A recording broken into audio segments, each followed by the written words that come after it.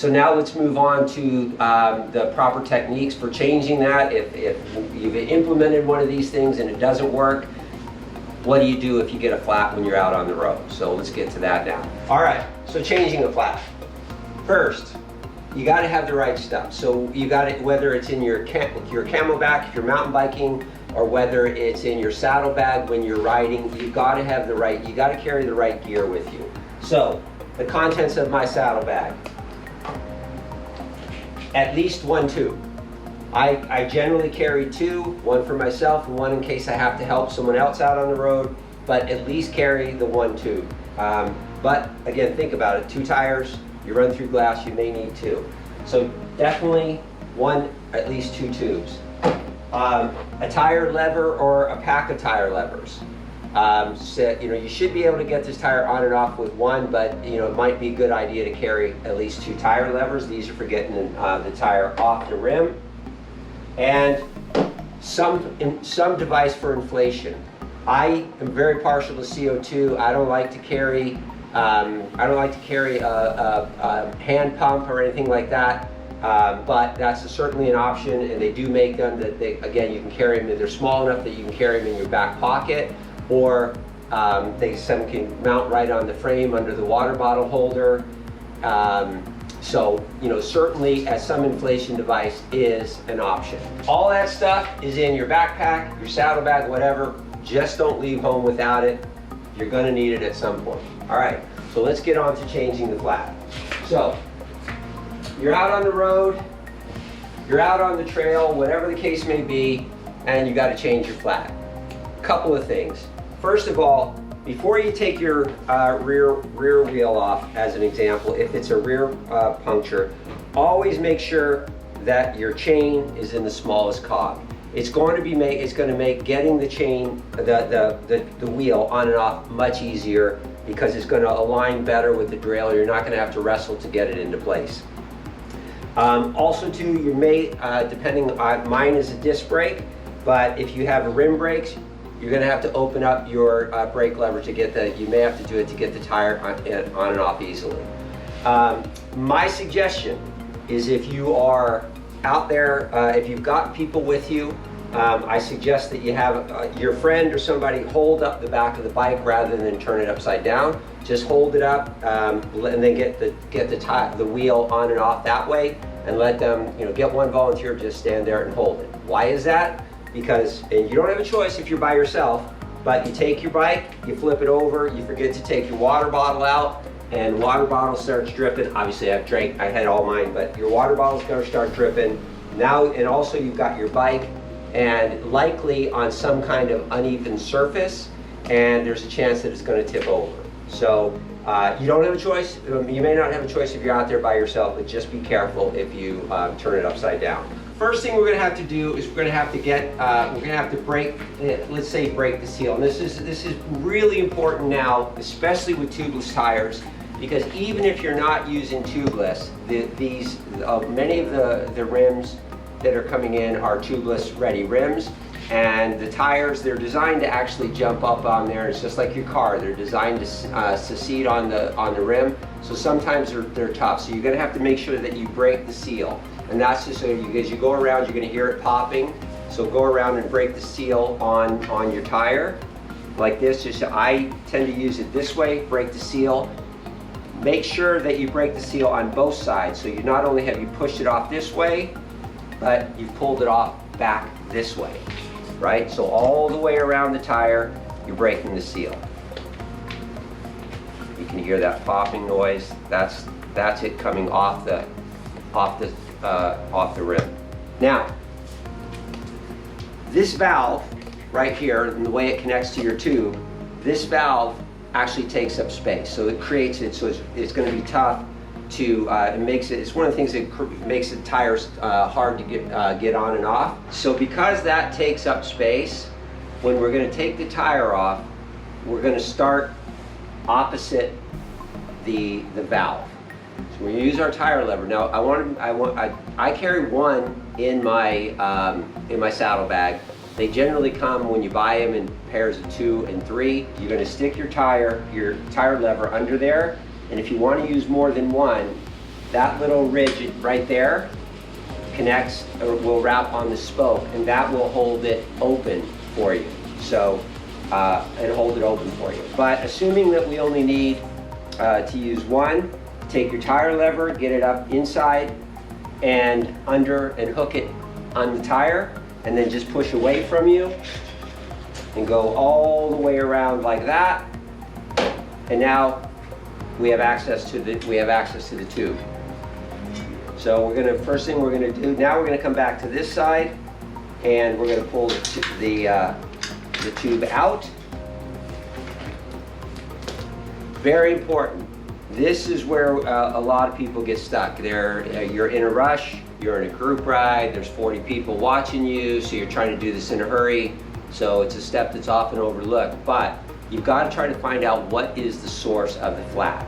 So you don't have to take the tire all the way off when you're changing it out there. Just leave half of it on. Then what you want to do is work your hand all the way around the tire, looking for the source of the flat. Be careful, if it's a piece of glass or a piece of wire, you don't want to cut your hand, but just work your head all the way around and see if you can find the source of it. Sometimes you will, other times if it's just a thorn and the thorn's already come out. But whatever it is, make sure you do that, because if you don't, you're gonna put your tube back in there, inflate it, you're gonna go a couple miles, and you're gonna be flat again. The other thing is, if you don't see anything, check to see another source of it may be. You'll see that every wheel,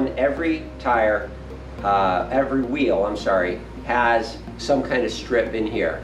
If that's been moved off to the side, or if that's broken, then the tube is being pushed down into the spoke hole, and that could be the source of it. So you want to make sure that that is that tape is intact. Most of the time, the flat is caused by just a thorn or a piece of glass or a little piece of wire. Sometimes it's a nail. Even if it's a nail, the hole, pull it out. It's generally going to be fine. You don't necessarily need any new tire. If you're out on the road, and I don't have one in my saddlebag, and you found you've got a gash in your tire that's maybe too big, carry what we call a boot. And a boot can be, I usually use a piece of an old tire. It could be a dollar bill, it could be a goo wrapper, whatever the case may be. But if you've got a slit that's too big, and once you blow it up, the tube's going to poke out, you may need to put a boot inside there. And that will go, like the tire liner, if you will, that will go between the tire and the tube itself.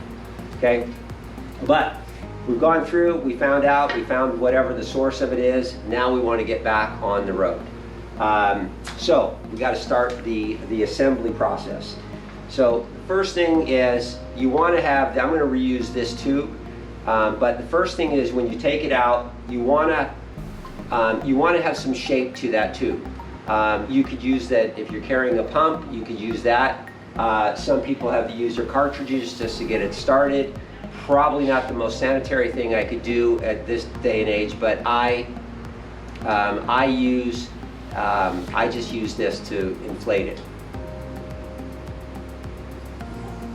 So now we're going to stick this down inside there, and then we are going to start putting this back inside the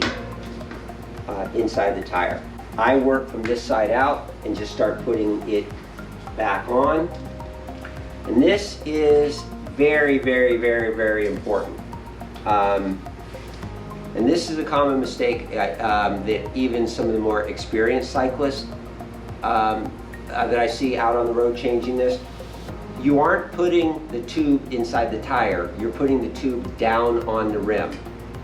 So you want to make sure that you get this, and you want to tuck it down on the rim.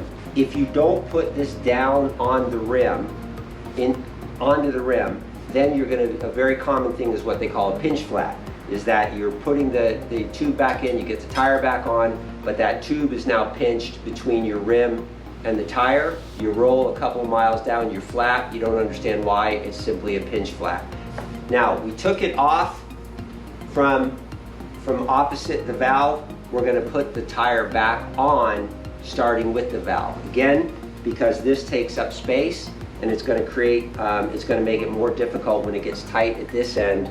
It'd be more difficult if you worked your way back this way and then had to overcome the size and the space of this. So I always push this up inside the tire, and then I just start working my way around. If you get to a point where you're really struggling to get this last bit on, the last thing, there are ways to do it, but I don't encourage you to try to use a tire lever to try to get that back on. That's another reason that will cause the pinch flat. So my recommendation is that you come back to here and you just push the tire back in, the whole tire back into the center channel. The diameter in the center channel, the diameter of the wheel is less now, and so the tire isn't stretched as much. So I push it back into the center of the channel, I work my way around, and then it just goes on. Like, I use my thumbs, and it just goes on like that. You're all set. So now, make sure that this valve is pulled back down, because you saw I pushed it up in there earlier. Now I'm pulling it down like this. I'm going to open it back up, and again, I'm partial to the CO2 cartridge. Make sure that this is open. Take your inflator, put it on side there.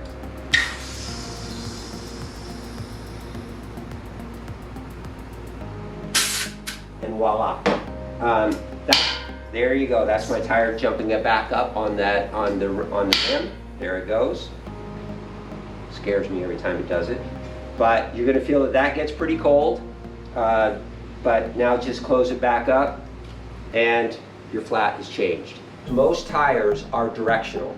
So if you're getting a new tire because you've got a slit or you bought one and you need to mount it, somewhere along here you're going to see an arrow, and that's going to point to, obviously that's not the time to do it, is when you're out on the road changing a flat, but I think it's good knowledge that you look on here, and that there's will be an arrow, and you want to make sure that you mount the tire on there properly so that in the rolling direction the arrow is going in the right way.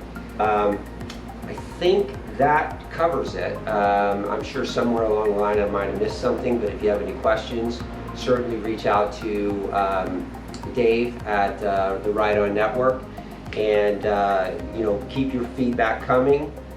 Really appreciate you guys joining us, and if you can, and if you'd be so kind as the next time you view it, make sure you subscribe to the network. Thanks a lot. We'll see you next time.